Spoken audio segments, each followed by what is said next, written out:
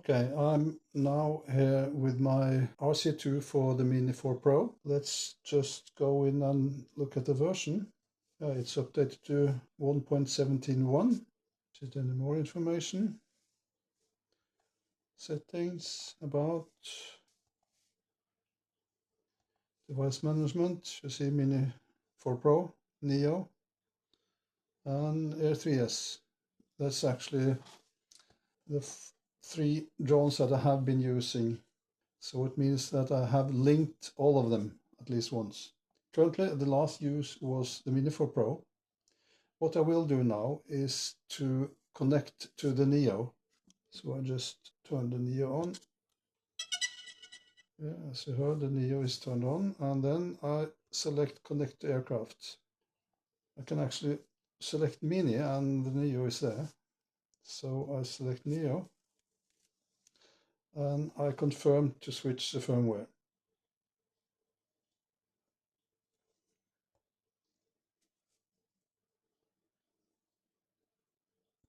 Yes, that's easy. Let's just check on the aircraft firmware. Check for updates. No, RC firmware. Checking for updates on FlySafe. That's it, I guess. What I will do then is that I will go back to home and I'll turn off. So now the Neo is turned off.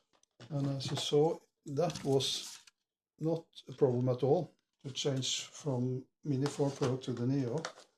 No issues other than replacing the firmware. And then let me start up the Mini 4 Pro. Update source for Neo. Okay. Resources updating for Neo. That's strange. Strange I didn't get that the last time. And then I have to go to Connect Aircraft because, of course, I'm not starting up with the Neo.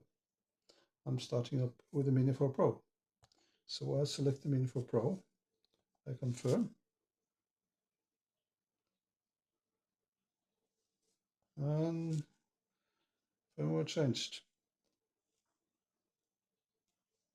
Yeah, that's quick.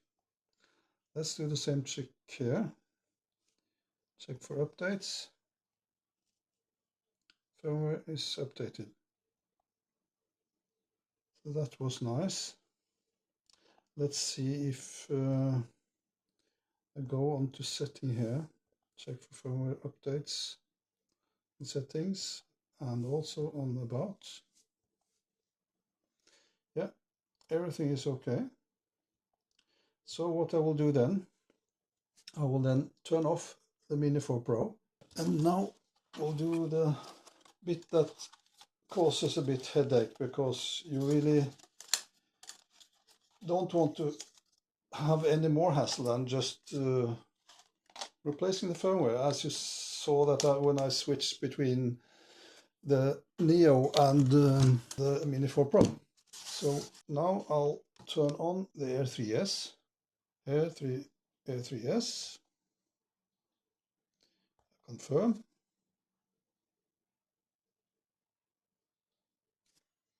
Updated. Yep. So far so good. And it may be that I have to press the power button. Yep. It says here. So I press and hold the power button. Yeah, and as you heard, it beeped.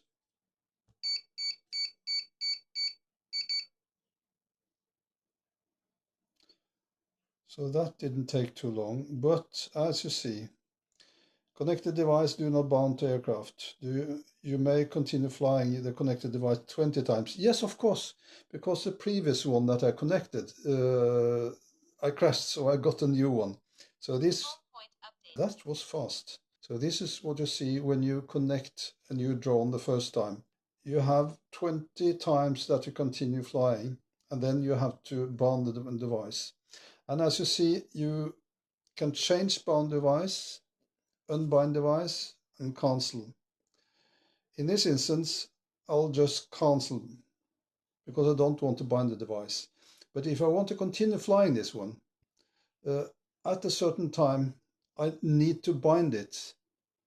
And as you will see afterwards, when I get back to the Mini 4 Pro, I also get the same issue there if I should bind it now. But I won't bind it now because then I have to bind it once again. But I know that I can only bind one drone to the controller at a time. So I press cancel. And yeah, just check here as well. Check for updates. Okay, I have some new firmware. So let's install the new firmware. It's not too long ago since I actually did download firmware, so that was a very short interval. What I will do then is that after the update, I will disconnect and I will reconnect the Mini 4 Pro, and then I will disconnect the Mini 4 Pro and then reconnect the Air 3S again, just to see if the firmware have made any changes, which I sincerely do not believe. Okay, and okay, resource as well.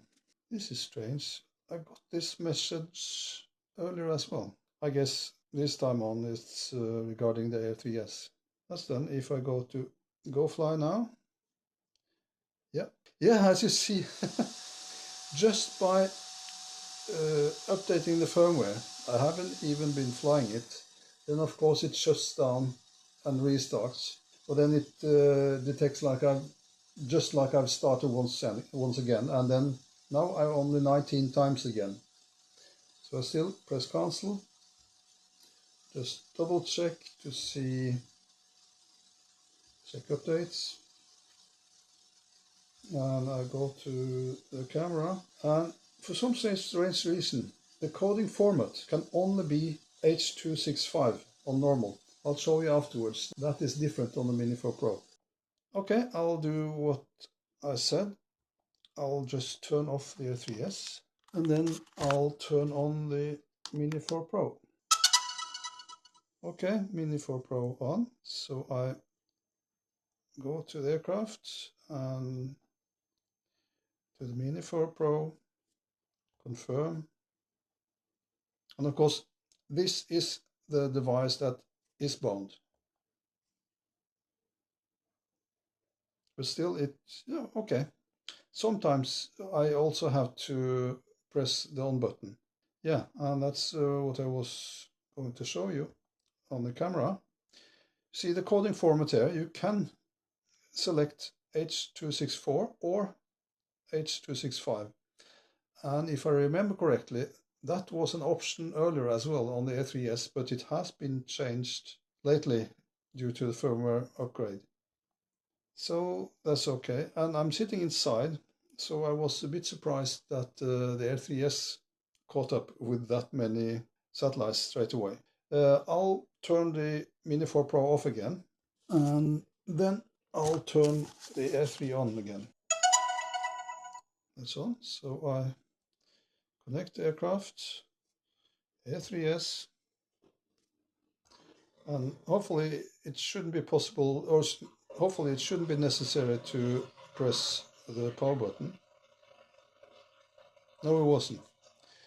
But as you see, now oh, the HomePod was updated straight away. Yeah, the A3S is amazing regarding the satellites. I mean, I'm inside.